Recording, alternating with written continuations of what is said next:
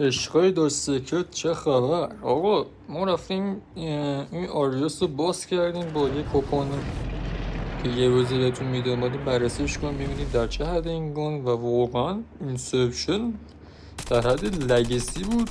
یعنی گانه لگسی نمونه اینسپشن دارم، مثلا یه سری از گانه خاصی لجند اینسپشن داشت، خیلی جالب بود برام و اینکه کیل افکت خفنی داره، صدا میده خیلی اصلا ایمش که سوزنی درست بود کسایی که مولتی بازن. حالا بتلش هم هیفارش خیلی خوب میزنه خود با کی چه دیفال چه اپیکاش معمولا هیفارش خیلی سگه. حالا دیگه یه اسکین لجند رایان هم داده ازش که دیگه اصلا اوفا، یعنی واقعا این سوزنی واقعا به عنوان کانر رایگان خیلی خوبه، یعنی واقعا دیویژن دیگه رد داده آجی واقعا داره گونه خوبی بهتون میده به رایگان بودنش، واقعا داره زنبت نکشه نظر من.